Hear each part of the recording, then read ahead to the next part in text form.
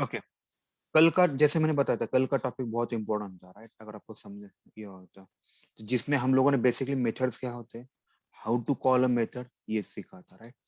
अभी इसके बाद वाला एक टॉपिक है, ओके। अगर आप मेथड के बारे में दो तीन चीजें मैं बताता, if you observe about the method, method को क्या क्या होता है, कोई मुझे बताएगा? What you observe about method? आपको मेथड के बारे में क्या क्या लगा? क्योंकि अभी हम लोग इसके बाद कंस्ट्रक्टर नाम का टॉपिक लेने वाले हैं, जिसमें भी हमें मेथड करना है। मेथडला रिटर्न टाइप नसतो का सर? नहीं, आज तो मेथड, ठीक है। नाम है टॉपिक का मेथड, ठीक है। मेथड है रिटर्न टाइप, बराबर ना? पहली दो चीज है, okay arguments, okay.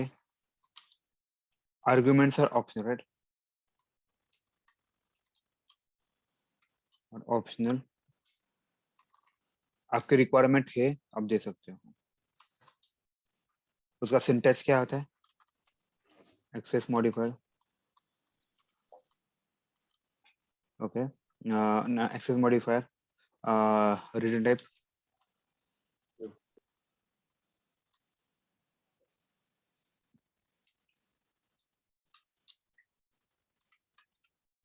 Method name, इस पे चलता है,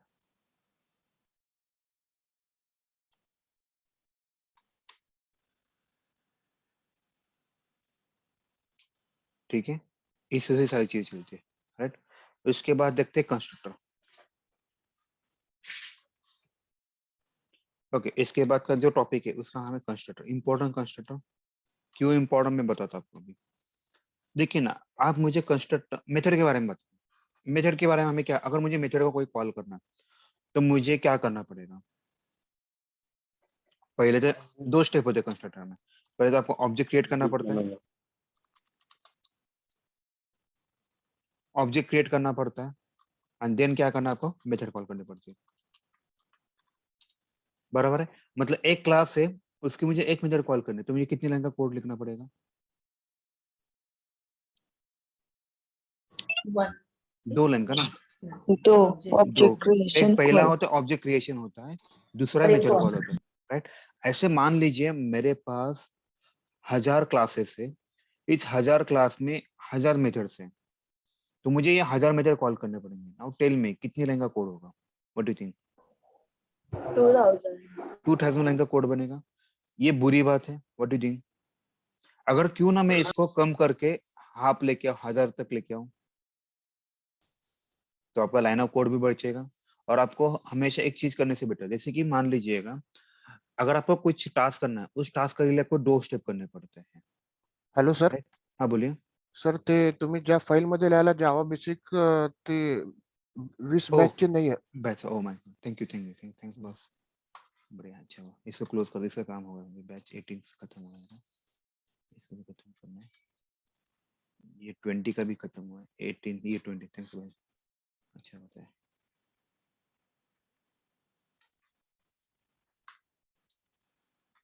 ठीक है, समझ में आया आपको ये वाला कंसेप्ट? मतलब मान लीजिएगा मेरे पास अगर 1000 क्लासेस है और उसके अंदर 1000 मेथड है, if I need to call that method, right, तो मुझे 2000 लाइन का कोड बनेगा, राइट? जैसे कि इस केस में छोटा सा कोई डेमो भी दिखा देता हूँ आपको। इसी यहाँ पे मैं क्लास ए करता हूँ, इसके अंदर पब्लिक वाइड A1 लिखता हूँ,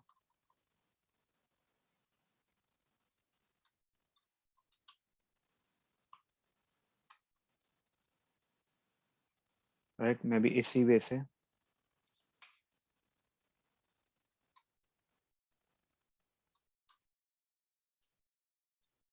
ठीक है, यहाँ पे B लिखा, B1 आएगा,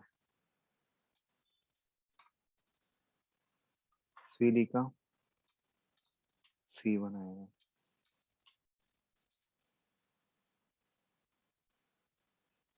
D लिखा, D1 आएगा। अभी मुझे इसे कॉल करना है, तो मुझे क्या करना पड़ेगा? जैसे मैंने बताया था, मुझे पहले ऑब्जेक्ट क्रिएट करना, A small a equal to new capital A, फिर मैं ए डॉट उसकी मेथड जो भी है कॉल करूंगा। सेम वैसे मुझे B small B equal to new capital B लिखना पड़ेगा, तो B dot small B one लिखना पड़ेगा।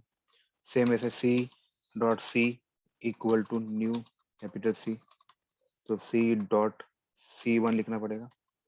फिर D small D equal to new capital D, फिर डी डॉट डी वन लिखना। देखिए ना कितने लाइन का कोड बना रहा है मेरा इस केस में, 8 लाइन का कोड बना। व्हाट डू थिंक, ये बुरी बात है? और आपको हर मतलब एक काम करना है, उसके लिए हमेशा 2 स्टेप करना पड़ता है, और दूसरा एक काम है वो करने के लिए हमेशा आपको 1 स्टेप करना पड़ता है। सेम ही काम है, कुछ अलग नहीं है। तो आप कौन सा काम प्रेफर करो, 1 स्टेप वाला या 2 स्टेप वाला? एक स्टेप वाला। 2 steps. राइट, एक स्टेप तो इस केस दो में स्टेप। 1 स्टेप वाला, राइट। तो इस केस में आप क्या करोगे, कंस्ट्रक्टर यूज करोगे, राइट। समझ में आया?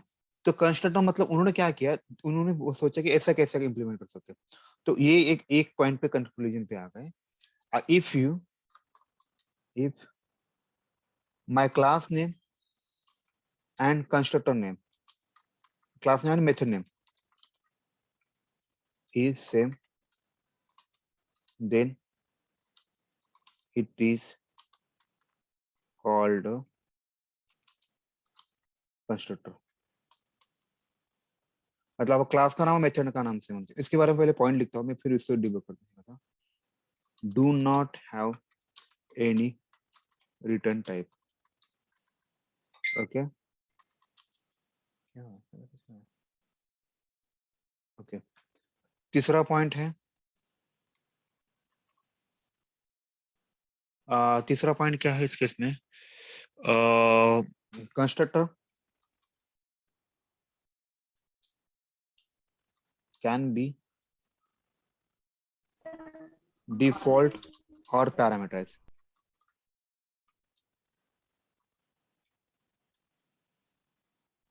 राइट, ठीक है, इतने 3 पॉइंट लिखते हैं।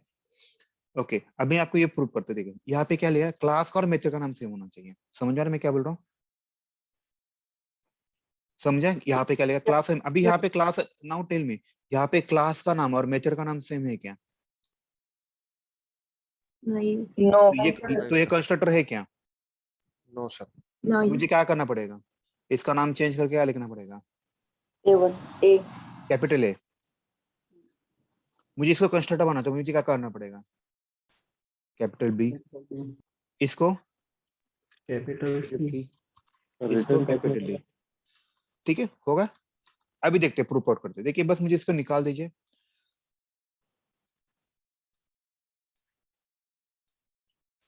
हुआ कि नहीं? मेरे कितने लाइन बचे समझ में आ रहा? मैंने हर एक का एक लाइन कम किया, तो 4 लाइन कम हुआ कि नहीं मेरे? बराबर है। अभी मैं इसको कॉल करूंगा तो रन होगा क्या ये? देखते हैं, मैं इसको रन करता हूँ। सॉरी, देखो और एक चीज बताया था मैंने, क्या बताया था मैंने, ये तो होगा मेरा। यहाँ पे क्या लिखा है, Written type. Do not have any return type, तो इसको रिटर्न टाइप नहीं होता मुझे, इसलिए वो गलती दे रहा था। इसको निकालो, इसको निकालो, इसको निकालो, इसको निकालो।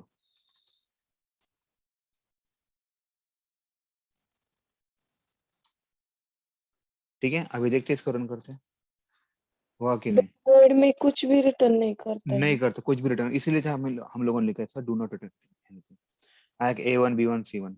आपको कुछ करने की जरूरत पड़ेगी, ऑटोमेटिकली आपकी मेथड कॉल होती है। क्या हुआ, आपका ए जैसे ये दोनों कंस्ट्रक्टर है, तो आपका ये ऑटोमेटिकली कॉल होता है, बराबर ना? तो यहाँ पे लिखना है, as soon as we create an object, its method gets initiated, executed। बराबर ना? वैसे हो ना, जैसे मेरा ऑब्जेक्ट बन गया ये, तो ऑटोमेटिकली आपका ये मेथड कॉल हुआ कि नहीं? कुछ करने की जरूरत पड़ी क्या आपको, external extra? Hello, No, sir. No sir. सब सही है? कोई किसी को डाउट नहीं, राइट? ताकि मैं आगे बढ़ूं। लग रहा है अच्छा ये? What do think? आपका ये टाइम सेव करेगा। अब मतलब कैसे होता है पता है क्या, कभी कभी ऐसा सिचुएशन होता है कि हम लोग ये डिक्लेयर करते हैं लेकिन ऑब्जेक्ट कॉल करना ही भूल जाते हैं, तो कुछ फायदा ही नहीं होता। राइट। तो ऐसा सिचुएशन इन लोगों ने थोड़ा सा ऑप्शन ई वाला सोचा, क्यों ना हम लोग इसको इस वे से करें ताकि मेरा काम ही बन जाए। ठीक है, तो इसको उठाते हैं और अपने इसमें कोड में डाल देते हैं।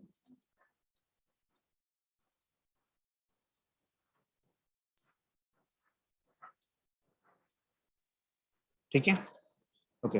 अब इसके बाद हमें क्या करना है, इंटर में क्वेश्चन पूछते हैं, difference between constructor and method. Constructor and difference, इसमें डिफरेंस क्या होता है, ये आपका कंस्ट्रक्टर हुआ, ये आपका मेथड हुआ। ओके, पहले तो हम लोग बताते हैं कंस्ट्रक्टर में क्या होता है, क्लास नेम, रिटर्न टाइप नहीं तो बेटा, class name and method name क्या होता है, सेम Same. सेम इसमें क्या होना चाहिए, Different. डिफरेंट। ये मैं इसी की कॉपी करता हूँ बस, क्योंकि डिफरेंस में हमसे उल्टे पॉइंट आता है। Method name are not same. Okay, दूसरा टॉपिक, कंस्ट्रक्टर रिटर्न टाइप होता है क्या, नहीं होता. नहीं do not do not have a return type return type,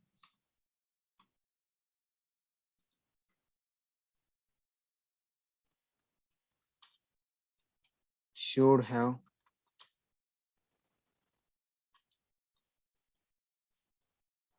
ठीक है, ओके। ई वाला स्टेटमेंट,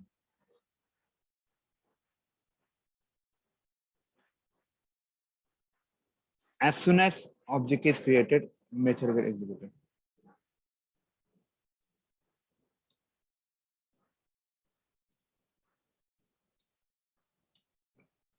तीसरा टाइप क्या होता है इसे, We have to call the method right, to we be need to executed. call to method, right. यहाँ पे ऐसे लिखते हैं, हाँ, या फिर no need to call the method, ऐसे लिखते हैं तो थोड़ा बेटर रहेगा ये स्टेटमेंट डिफरेंस के लिए।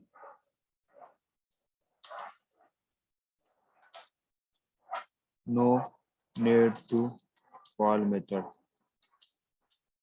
it will get executed automatically।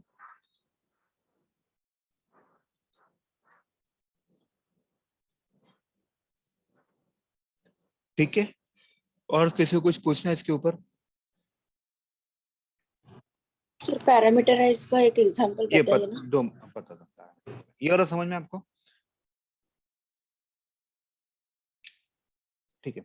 अभी कंस्ट्रक्टर जैसे मैंने बताया आपको दो टाइप्स होते हैं, मतलब एक होता है डिफॉल्ट, एक होता है पैरामीटर। मतलब मान लीजिए मेरे पास एक कंस्ट्रक्टर है, अब इन सबको गोली मार देता हूँ, ये बाद में हम लोग देखने वाले मेथड ओवरलोडिंग के कंसेप्ट में। यहाँ पे देखिए, यहाँ पे एक मेथड है,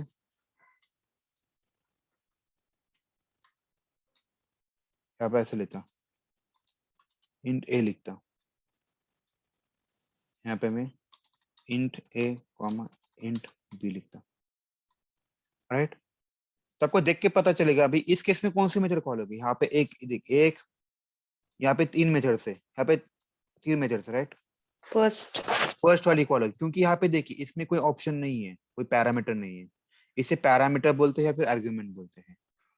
ठीक है, यहाँ पे भी कुछ भी नहीं, यहाँ पे भी कुछ भी नहीं।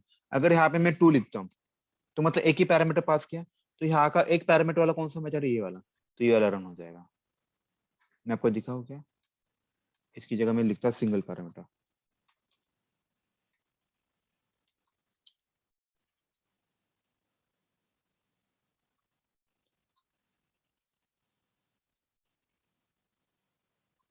टू पैरामीटर, और यहाँ पे नो पैरामीटर लेता हूँ, दिखाता हूँ।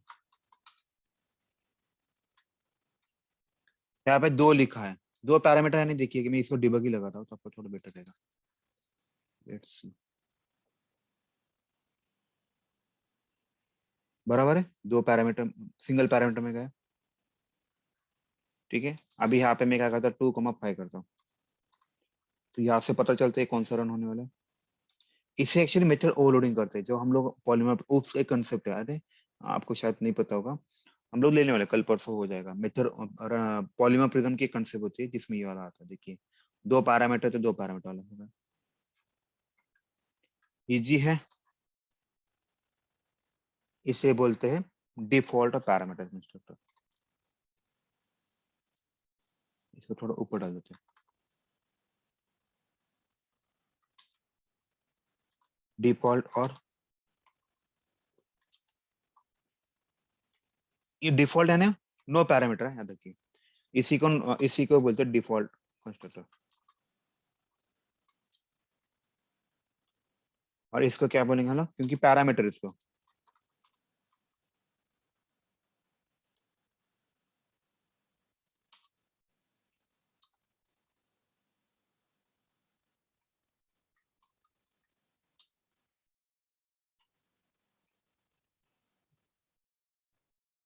ठीक है। किसी का भी डाउट है इस केस में? सर आणखीन एकदा सांगा ना सर. देखो ना, यहाँ से आप कितने पैरामीटर भेज रहे हो? यहाँ पे 2 पैरामीटर, तो 2 पैरामीटर वाला कौन सा है? ए वाला एग्जीक्यूट होगा, राइट। अगर यहाँ पे मैंने एक ही पैरामीटर भेजा तो कितने पैरामीटर वाला एग्जीक्यूट होगा? एक पैरामीटर वाला। यहाँ पे कुछ भी नहीं भेजा तो कौन सा एग्जीक्यूट होगा? जिसको कोई भी पैरामीटर नहीं हुआ। Okay sir. हाँ बोलिए, हाँ बोलिए, हाँ बोलिए, क्या बोले आपने? अपनी क्वेश्चन तीनों एक साथ नहीं। तीनों एक साथ करना है तो कर सकते हैं आप, कोई दिक्कत नहीं। आपको जो म्यूट करेगा प्लीज यार। देखिए फिर से यार,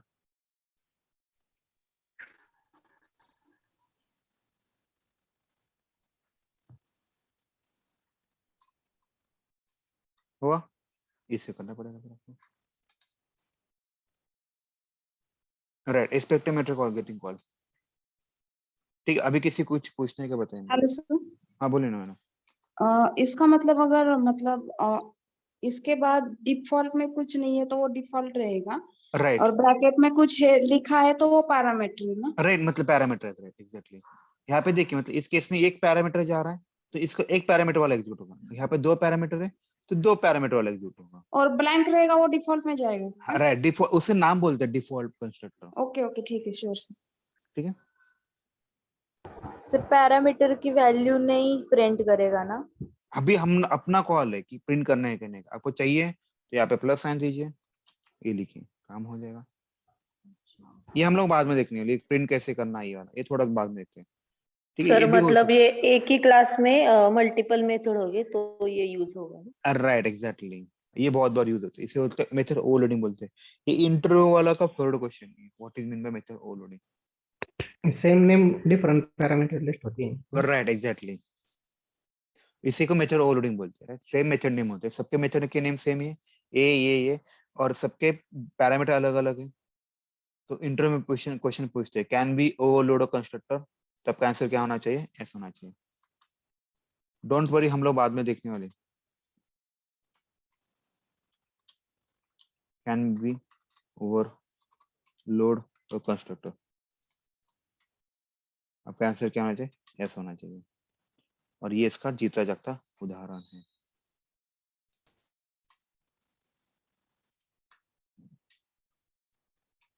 किसी को भी डाउट है कि बताइए मुझे।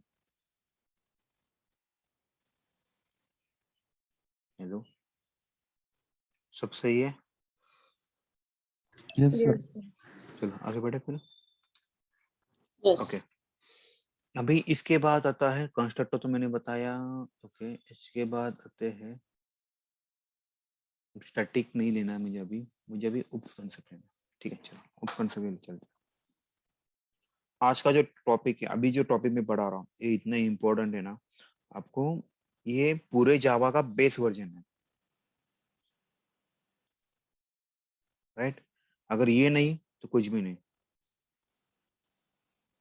ठीक आहे, मतलब ते एक म्हण आहे, ते रावणाचं सगळं ताकद कशामध्ये होती? काय बेंबीमध्ये होती, राईट.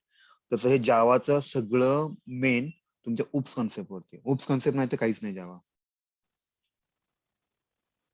ठीक है, ओके. तर जावा उप्स कॉन्सेप्ट, ठीक है, 4 होते हैं. एक होता है इनहेरिटेंस होता है, दूसरा होता है पॉलीमॉर्फिज्म, तीसरा होता है एब्स्ट्रैक्शन होता है, चौथा होता है एनकैप्सुलेशन का। एब्स्ट्रैक्शन का एक एडवांस वर्जन है, उससे बोलते हैं इंटरफेस बोलते हैं, जो हमें जिससे हम लोग ऑटोमेट करने वाले एप्लीकेशन जैसे क्रोम ड्राइवर वगैरह जो भी है ना, we are going to automate this interface. Application automate करने ना, क्रोम ड्राइव, क्रोम वगैरह, मोजिला, फायरफॉक्स, तो ये इसकी वजह से होता है, मतलब ये एब्स्ट्रैक्शन का एडवांस वर्जन है। ठीक है, वन बाय वन देखते हैं। तो पहले तो हम लोग देखते हैं इनहेरिटेंस देखते हैं। ओके, इनहेरिटेंस होता है क्या, मैं आपको बताता हूँ, तो शायद आपको थोड़ा आइडिया आ जाएगा। अभी राइटिंग पढ़ की जरूरत है, क्यों वैसे करोगे।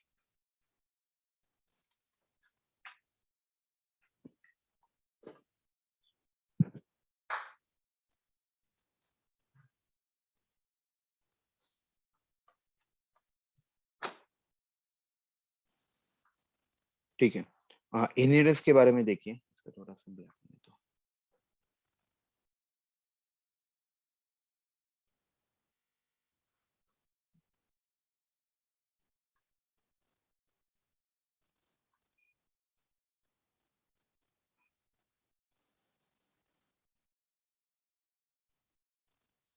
ठीक है। टॉपिक का नाम है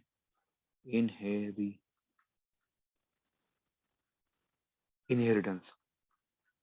ठीक है, इनहेरिटेंस मतलब कैसे, मैं आपको पहले एग्जांपल बताता हूँ। मान लीजिए आपके घर में, मोस्टली सबके घर में खाना तो माँ ही बनाती है, राइट। अगर माँ ने खाना बनाया तो बताओ, बेटी के लिए अलग नहीं, मतलब बेटा अलग खाना बनाएगा। ओके, उसका थोड़ा एग्जांपल में चेंज करते हैं, सुनिए। अगर आपके घर में खाना परोसते हैं तो क्या होता है, क्या होता है, कौन है रे वो, सन अलग करता है क्या, खाना खाना अलग बनाता है क्या, नहीं। बेटी अलग बनाती है क्या, डॉटर, नहीं। पापा, नहीं। मदर अलग खाना बनाते हैं क्या, नहीं। तो क्या होता है, बेसिकली एक ही खाना बनाता है या फिर कोई तो, और ये बाकी को डिस्ट्रीब्यूट होता है, राइट। तो आपको खाना बनाने की जरूरत है क्या, बाकी लोगों को। नहीं। तो आप ये जो खाना बना है आप उसको यूज कर रहे हो ना, बेसिकली इन्होंने, राइट। सेम लॉजिक है। अभी हम नॉर्मल एग्जांपल लेते हैं, मान लीजिए पापा है, उनके पास मान लीजिए फार्म्स है, खेती है बहुत सारे। ओके, उनके पास कार है, ठीक है, उनके पास बंगलो भी है। उनका बेटा है, इतना काम नहीं करता, थोड़ा आलसी है। तो नाउ टेल मी, इससे खेती और खरीदने की जरूरत है क्या, खरीदने की बोल रहा हूँ मैं, व्हाट डू यू थिंक। नहीं। उसे कार खरीदने की जरूरत है क्या, नहीं। नहीं। उसे बंगलो खरीदने की जरूरत है क्या, नो। क्यों रे, इसे क्या मिलने वाले, इसे विरासत में मिलने वाले उसको ये चीज, बराबर है, बराबर है। मैं क्या बोल रहा हूँ समझ में आ रहा है, इसको क्या मिलने वाले हो, विरासत में मिलने वाले, इसे क्या बोलते हैं, इनहेरिटेंस। मतलब कि यहाँ पे दो क्लास होते हैं, हम लोग इसको पैरेंट क्लास बोलते हैं, या फिर कुछ कुछ जगह पे इसको बेस क्लास बोलते हैं। कोई तो म्यूट करेगा प्लीज यार। ठीक है, यहाँ पे पेरेंट क्लास और बेस क्लास बोलते हैं, और ये चाइल्ड क्लास बोलते हैं। मतलब पेरेंट क्लास के कुछ जो मेथड्स हैं ऑलरेडी यहाँ पे डिक्लेयर किए हैं, तो इसके हिसाब से इस चाइल्ड क्लास में डिक्लेयर करने की जरूरत है क्या, नहीं। नहीं। तो हम लोग डायरेक्टली इसको एक्सेस कर पाएंगे कि नहीं, yes. That is called as inheritance. कौन है रे बाकी, अरे प्लीज बात करने के बाद म्यूट कीजिए यार, बहुत डिस्टर्ब होता है। पेरेंट और बेस का मेथड कॉल होने मतलब अगर जो भी चीज पेरेंट और बेस के पास है लिखिए, आपको कॉल मतलब आपको फिर से इसे इंप्लीमेंट करने की जरूरत नहीं पड़ती, दैट इज कॉल्ड इनहेरिटेंस। अभी किसी को डाउट है क्या बताइए, तो हम लोग इसे इंप्लीमेंट करते हैं immediately. No sir. No sir. चलो फिर आगे बढ़े, चलो। तो आपको इसको मैं प्रूफ भी करके दिखाऊंगा, सो डोंट वरी। तो हम लोग क्या करते हैं, एक क्लास बनाते हैं छोटा सा, जिसमें पेरेंट नाम लिखते हैं, और दूसरा क्लास बनाते हैं इसमें हम लोग चाइल्ड नाम लिखते हैं। चलो, तो यहाँ पे मैंने क्लास ए लिखा, पेरेंट लिखा, बेस्ट ऑप्शन है, तो वर्ड से बेटर रहेगा। ओके, आप बताएं, हम लोग छोटे से मेथड्स भी लिखते हैं, जैसे कि पब्लिक वॉइड, उनके पास फार्म्स है, system, okay okay, public wide, अपना कार भी डिसाइड हुआ था राइट।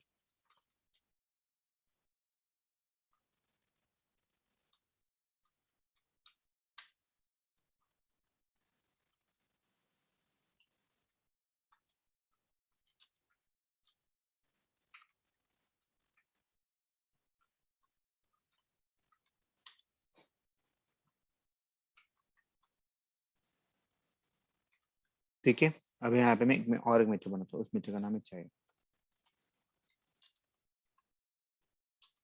ओके, अभी एक यहाँ पे भी क्लास है, मैं इसको थोड़ी देर के लिए ऐसे लिखता हूँ। और बेटे को जॉब लगा, जैसे बेटे ने खुद के दम पे एक कार लिया, कार नहीं, सॉरी माय मिस्टेक, क्या लिया, बाइक लिया है। अरे यार बाइक, हाँ बाइक, हाँ बराबर बाइक है, बाइक आती है 1000 1 लाख तक, ठीक है। ओके, नाउ टेल मी, ये चाइल्ड उसका बेटा है, मतलब पेरेंट का बेटा चाइल्ड है, या फिर चाइल्ड का पेरेंट ये है, तो इनके बीच रिलेशन सेटअप करना पड़ेगा ना अपने को। विदाउट सेटअप तो कैसे पता चलेगा कि कौन क्या है, बराबर सब लोग मानते हैं इस केस में। तो यहाँ पे इन लोगों ने क्या बोला है, अगर आपको बताना ये इसका बेटा है तो एक काम कीजिए, यहाँ पे एक वर्ड लिख दीजिए, हमें उससे पता चलेगा कि कौन किसका बेटा है। एक्सटेंड पेरेंट, इसका मतलब क्या होता है, चाइल्ड है और उसका पेरेंट कौन है, ये पेरेंट उसका पेरेंट है। तो यहाँ पे वर्ड क्या आना चाहिए, एक्सटेंस कीवर्ड आना चाहिए। इंटर में बहुत बार पूछते हैं इनहेरिटेंस में कौन सा किस वर्ड से हम लोग इसे इनहेरिट करते हैं, उसका नाम क्या है फिर एक्सटेंस। ये एक्सटेंस कीवर्ड से पता चलता है कि इनके बीच में इनहेरिटेंस है, राइट। सब लोग मानते हैं इस केस में, ओके ओके। अभी एक चीज हमेशा याद रखें, हमें हमेशा चाइल्ड का ऑब्जेक्ट क्रिएट करना पड़ता है। किसका ऑब्जेक्ट क्रिएट करना पड़ता है, चाइल्ड का। चाइल्ड का नाम क्या है, चाइल्ड ही है, राइट। तो क्या लिख सकते, चाइल्ड, इसका फर्स्ट लेटर सी इसलिए लिखा, न्यू चाइल्ड लिखा और यहाँ पे डबल कोट लिखा, बस हो गया। तो सी डॉट कर सकते हो आप, बताएं जैसे मैं सी डॉट करूंगा तो क्या आ जाएगा, कौन सी मेथड एक्सेस हो पाएगी, पेरेंट वाली। और चाइल्ड वाली, हम्म, दोनों भी देखना है हम लोग दिखाता, क्योंकि अभी इसको तो विरासत, एक तो ये तो बेटा चाइल्ड, इसको तो विरासत में मिल गए, उससे ये वाली मेथड वापस से करनी पड़ेगा, उसे नया खेत खरीदना पड़ेगा, नई कार बंगलो खरीदनी में, उसे सब विरासत में मिलने वाली है। वही लॉजिक इन्होंने यहाँ पे भी लगा है। तो देखिए कार भी एक्सेस हो पा रहा है, सी डॉट बंगलो भी एक्सेस हो पा रहा है, बाइक भी एक्सेस हो रहा है, सी डॉट बंगलो भी एक्सेस हो रहा है, ठीक है। सी डॉट क्या है, और फार्म। Farm form. हो गया। देखते इसको डिबग मोड पे लेते हैं।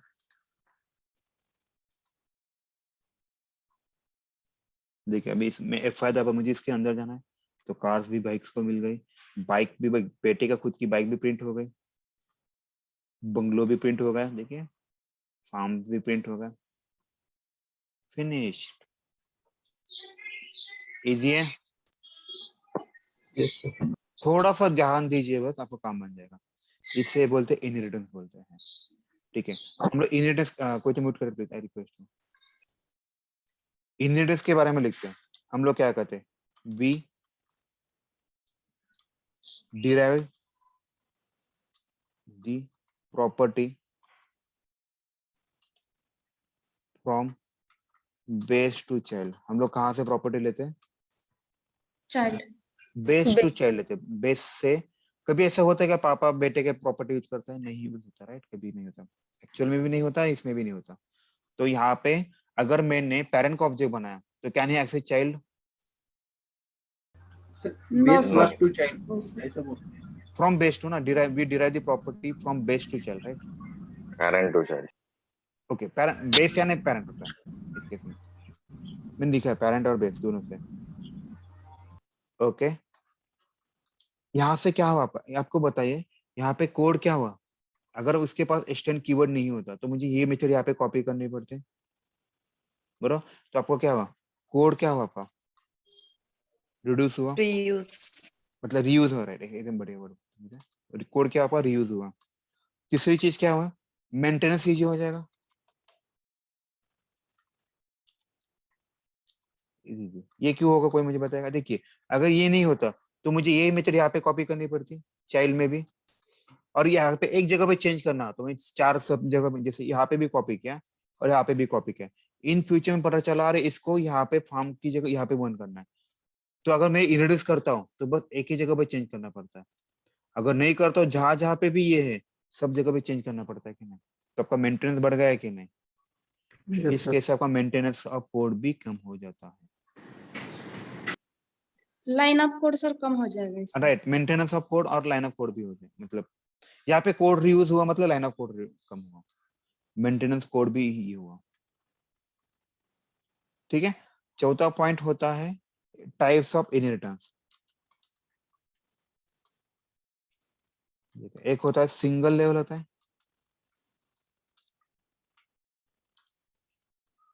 ओके,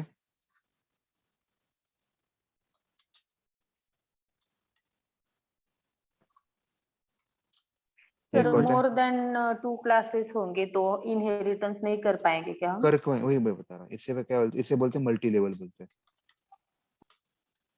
तीसरी चीज क्या मानते हैं?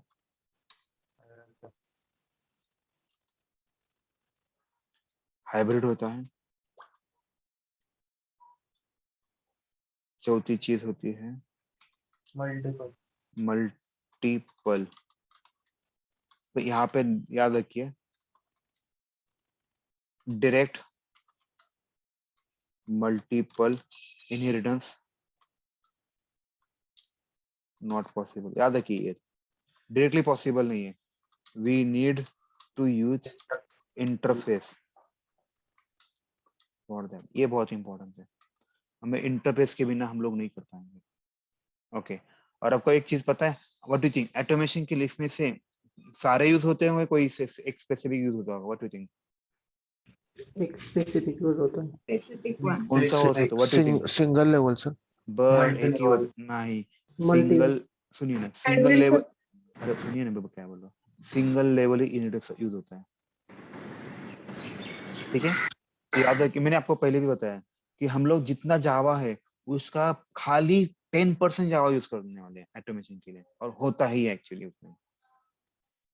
बाकी का जो 90% है वो डेवलपर यूज करते हैं, मतलब डेवलपर 100% यूज करते हैं, उसमें से अब बस 10% हम लोग ऑटोमेशन से यूज करते हैं। तो यहाँ पे अपने बाकी चीजें पढ़ने की जरूरत भी नहीं है, और इंटरव्यू में कोई पूछेगा कि भी नहीं, और आपको कभी इम्प्लीमेंट करने की जरूरत भी नहीं पड़ेगी। राइट है, जिसको हम लोग बोलते हैं आउट ऑफ सिलेबस अपने लिए। ठीक है, फिर भी मैं आपको मल्टी लेवल का एक कंसेप्ट बता देता हूँ। तो सिंपल एक क्वेश्चन का आंसर है, ग्रैंड पेरेंट की प्रॉपर्टी पेरेंट को मिलेगी क्या? Yes sir. पेरेंट की प्रॉपर्टी चाइल्ड को मिलेगी क्या? Yes, Yes. sir. Yes sir. चलो फिर वही इंप्लीमेंट करते हैं। तो हम लोग क्या करते हैं, यहाँ पे क्लास बनाते हैं और एक क्लास ग्रैंड पेरेंट बनाते हैं, और मैं क्या करता, इसमें से ना पापा का ग्रैंड पेरेंट का तब के टाइम पूरा नहीं जमा होता, तो हम लोग उनका फॉर्म ग्रैंड पेरेंट को देते हैं। देखते हैं फिर still he access.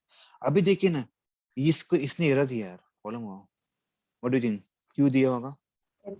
Class parent right, extends. मैंने पेरेंट और चाइल्ड के बीच में रिलेशन बताया, पर मैंने कहा बताया भाई ग्रैंड पेरेंट पेरेंट के बीच में रिलेशन है, तो मुझे बताना है, तो यहाँ पे मैं एक्सटेंड कीवर्ड लगाता हूँ।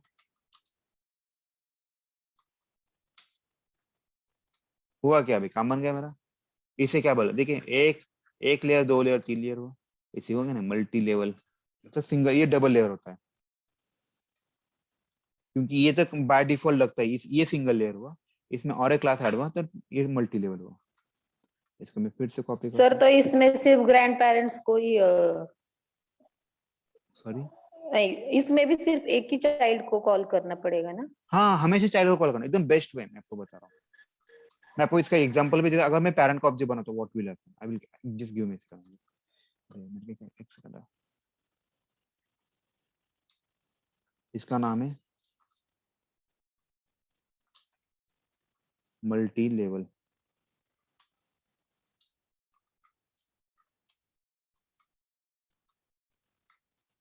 ठीक है, अभी दिखाता हूँ आपको। नाउ व्हाट आई विल, आप बताओ, मैं ना इस केस में पेरेंट का ऑब्जेक्ट बनाता हूँ, लेट्स से हम लोग व्हाट विल डू, मैं पेरेंट का ऑब्जेक्ट बनाता हूँ, क्या होगा, व्हाट डू यू थिंक?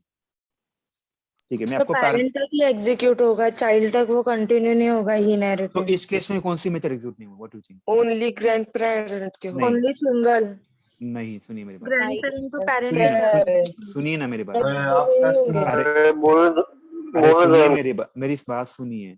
मैं ऑब्जेक्ट बना रहा हूँ पेरेंट का, तो इस मेरा क्वेश्चन ये है कि इसमें से कौन सी मेथड एग्जीक्यूट नहीं होगी, एरर देगा? चाइल्ड कौन सी मेथड है उसकी? नाम बताओ भाई, नाम बताओ उसका क्या है? बाइक। देख मैं तो मैं वही बता रहा, मैं पेरेंट का ऑब्जेक्ट बना रहा हूँ, तो भाई साहब ने बाइक का लिए एरर दिया, बराबर कि नहीं? आप जिस लेवल पे आप उसका ऑब्जेक्ट बनाते हो, उसके उस लेवल और उसके लेवल ऊपर के लेवल का एग्जीक्यूट होता है। जैसे मैं आपको दिखा देता हूं इसका कंसेप्ट।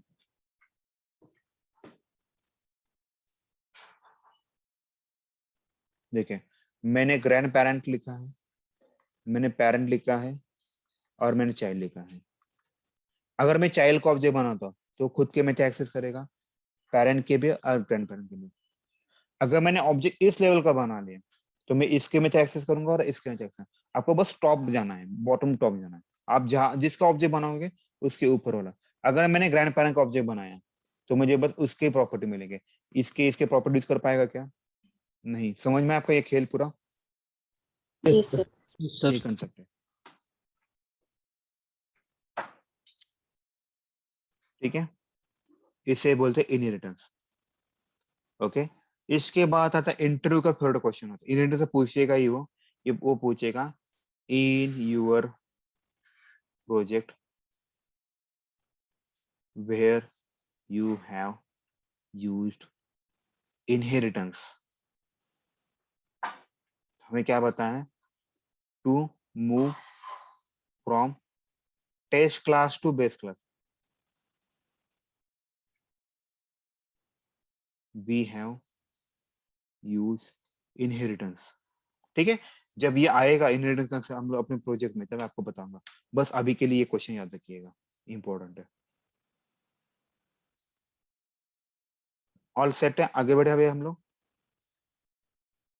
Yes sir. उसके बाद वाला नया टॉपिक है, इतना ही है इनहेरिटेंस, इतनी कंसेप्ट है, उसकी एक कंसेप्ट होगा। क्योंकि देखिए, लेकिन काम कितना बड़ा है, नाम सर एक छोटा है, काम डाऊट बड़ा है। होती हाँ बोले ना। सर, मल्टिपल आणि मल्टी लेवल मध्ये काय डिफरन्स आहे ते विचारायचं होतं. मल्टिपल मध्ये काय होतं माहिती आहे का? म्हणजे आता तुम्ही कधी हे ऑब्झर्व केलं का? आता एखादा कुत्र्यांचं कधी ऑब्झर्व केलं बघा? एखादा व्यक्ती येतो आणि कुत्र्यांना काय तर खायला देतो, हा. बरोबर? त्यावेळेस काय होतं, तिथे 10-12 कुत्रे असतात, तेव्हा काय होतं? कोणी मला सांगा काय होतं ऍक्च्युअली मध्ये? त्यावेळी सर ते 10-12 मध्ये डिस्ट्रीब्यूट होऊन जातं ना. नाही होत ना, कुठं होतं? हा 10-12 म्हणजे कुत्री अरे एकाच त्या ह्याच्यावरती खायला भांडण बघतात. होतं खेचण्यामध्ये. एक्झॅक्टली. इथे पण मल्टिपल मध्ये पण तो सिनियर होतो. काय होतं मध्ये एकच मेथड 10-12 जण ऍक्सेस करायला बघतात. अच्छा, मग काय होईल विचार करा. म्हणजे एक जण त्याला ऍक्सेस करायचा प्रयत्न करतो, एक जण राईट करायचा प्रयत्न करतोय. म्हणजे मग जावा एकालाही धड कन्फ्यूज, मिळणार नाही. एक्झॅक्टली, आणि जावा कन्फ्यूज होतो कोणाला काय द्यायचं ते. अच्छा, म्हणून ते पॉसिबल होत नाही. Okay sir. मग त्यांनी इंटरफेस नावाची कॉन्सेप्ट आहे, त्यांनी काय होतं, यू कॅन डू दॅट. ठीक है, पटलो? Okay sir, thank you. Okay, अभी इसके बाद रहता है पॉलीमर प्रिज्म। तो याद रखिए, polymorphism it has two type. इसको मैं क्या बोल लेता हूँ, इट हैज टू टाइप्स। एक होता है कंपाइल टाइम पॉलीमर प्रिज्म, इसी को ही बोलते हैं मेथड रोलिंग। बहुत लोग अभी क्वेश्चंस मतलब होते हैं इंटरव्यू में पूछते हैं ना, तो लोगों को पता ही नहीं चलता ये क्या लिखा मतलब। तो याद रखिए, कंपाइल टाइम पॉलीमर प्रिज्म को मेथड ओवरलोडिंग बोलते हैं, रिमेंबर माय वर्ड। और उसके बाद रन टाइम पॉलीमर प्रिज्म को ही बोलते हैं मेथड ओवरलोडिंग। ठीक है, ओके, पहले हम लोग देखते हैं मेथड ओवरलोडिंग के बारे में।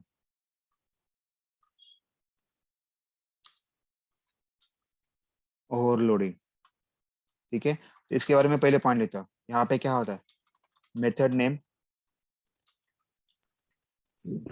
Name are same but different parameter in argument और पैरामीटर।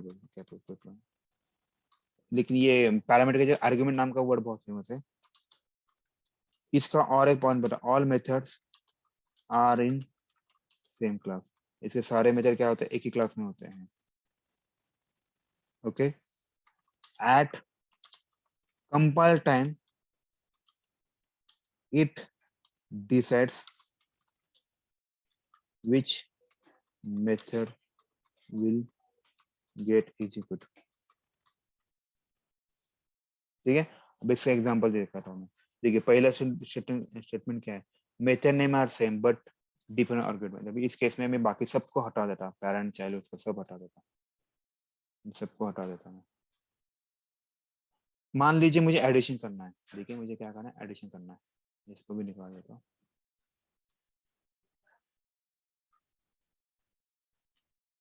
ठीक है,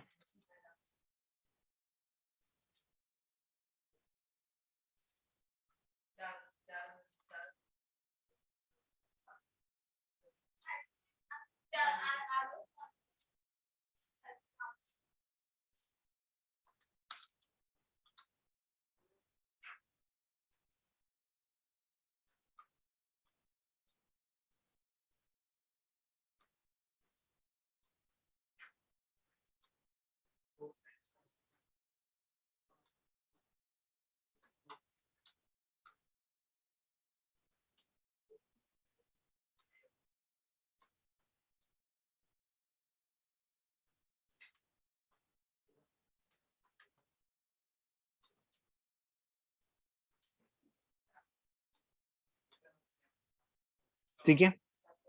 अभी मैं क्या कर रहा हूँ, इसका एडिशन नाम, इसका एडिशन, इसका नाम कुछ तो ऐड लिखता हूँ बेटा,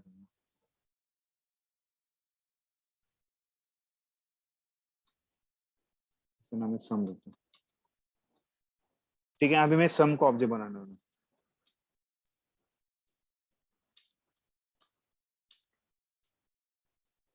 ठीक है, जैसे मैं एस डॉट करता हूँ, एडिशन,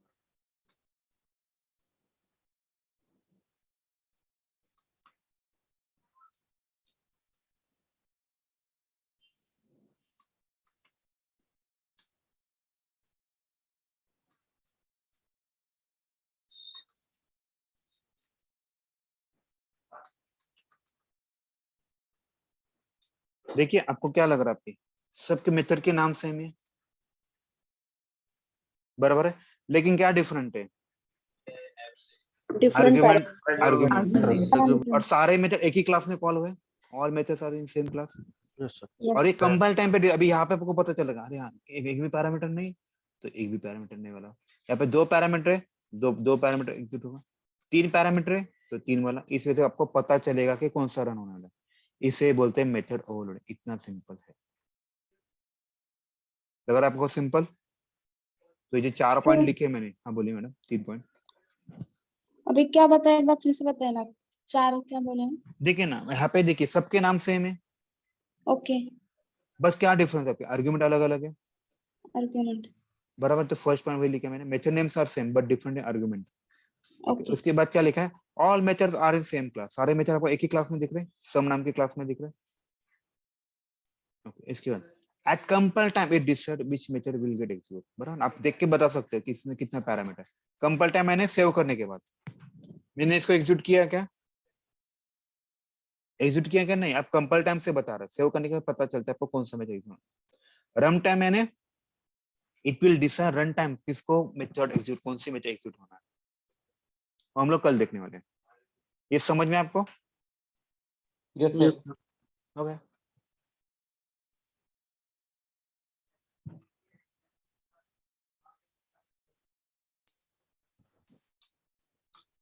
सर आपण अजून एक पॉइंट ऍड करू शकतो ना, सेम रिटर्न टाइप।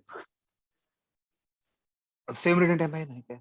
हा तेच नाही पॉइंट मध्ये सर, वर तुम्ही दिला ना सर। हा ऍक्च्युअली ते बंद झालं आहे, बंद नाही करत। ठीक है, और किसी को कुछ डाउट है क्या बताइए? सर म्हणजे कन्स्ट्रक्टर मध्ये क्लास आणि मेथडचं नेम सेम आणि ह्याच्यामध्ये क्लासचं नेम डिफरंट. राइट, म्हणून आपण एक क्वेश्चन पण लिहिलाय वरती, आठवलं का? Can be overload constructor, S लिखा, कळलं का तुम्हाला? कैन बी ओवरलोड कंस्ट्रक्टर, क्योंकि अगर आप ऑब्जर्व करो सेम ही ना, यहाँ पे क्लास नेम और मेथड नेम सेम है, बट सेम ही कंसेप्ट है ना। ओवरलोड है क्या, सेम मेथड नेम, आपके आर्गुमेंट अलग अलग है, राइट, बराबर ना। देखिए Yes, sir. और यहाँ पे मैंने बस सेम ही लिखा है, बस क्लास का नाम अलग लिखा है, बाकी कुछ नहीं किया। देखिएगा सम लिखा है और यहाँ पे एडिशन लिखा है, कुछ अलग नहीं किया मैंने। समझ में आया? किसी को भी डाउट है कि बताएंगे। सर तू थर्ड पॉइंट एकदा रिपीट करा. ऍट कंपाइल टाइम इट देखिए ना, कंपल टाइम मैंने क्या होता है, मतलब जैसे मैं इसको सेव करता हूँ तो मुझे, जैसे अभी यहाँ पे देखिए, यहाँ पे इसने एरर थ्रो किया। ये एरर थ्रो क्यों किया पता है क्या? इसे बोलते हैं कंपल टाइम एरर बोलते हैं, क्योंकि आप कंपल टाइम मैंने सेव करने के बाद चेक करता है। मतलब कैसे होता है पता है क्या? अगर आपको कोई चीज प्रोसेस करनी है मशीन के अंदर, तो आपको मशीन से प्रोसेस करने से पहले आप उसको चेक करोगे ना कि ये अच्छा है या बुरा है, राइट? बराबर है, मैं क्या बोल रहा हूँ, समझ में आ रहा है? Yes sir. तो इस जैसे मैं इसको सेव करता हूँ तो ये कंपाइल टाइम ने से देख सकते मेरा कोड बराबर है कि नहीं। कोड बराबर है इसका मतलब आप अब इसको प्रोसेस कर सकते हो, यानी आप इसको रन कर सकते हो। तो आपको पता चल रहा है अभी, हाँ ये 2 वाला है तो 2 वाला कॉल होगा, राइट? ये 3 वाला है तो 3 वाला कॉल होगा, राइट? इसे बोलते हैं कंपाइल टाइम कॉल। तर मग याच्यातला डिफरन्स विचारला तर कन्स्ट्रक्टर मध्ये आपण रिटर्न काही करू शकत नाही आणि पॉलिमॉर्फिझम मध्ये रिटर्न करू शकतो. हा डिफरन्स होऊ शकतो का याच्यात? विचारणार नाही आपल्याला, फक्त एक क्वेश्चन विचारते, कॅन बी ओव्हरलोड कन्स्ट्रक्टर, तर तुमचा आन्सर काय पाहिजे? येस बोलायचं. Yes. म्हणून मी तुम्हाला बघा ना, मी तर ओव्हरलोडच्या बाबतीमध्ये मी तुम्हाला रिटर्न टाईप वरती काय बोललोय का? नाही सर. त्यामुळे बोललो नाही. ठीक है, ऑल सेट है, चल आज के लिए बस करते हैं. ओव्हरलोड आपण काय म्हणतोय, कारण आपण एकच क्लास ओव्हरलोड बघा ना, ओव्हरलोड म्हणजे हा एकच आहे ना, हे वापर हे वापर हे वापर. आता आपण नंतर मी ते ओव्हरराइड करणार. ओव्हरराइड म्हणजे काय? तुम्ही एखादा टेक ओव्हर करता किंवा ओव्हरराइड करता, याचा अर्थ काय? ही रन होणार असते पण त्याच्या ठिकाणी ही रन होते, बरोबर. राईट? ते आपण उद्या बघूया त्याबद्दल. म्हणजे एकच क्लास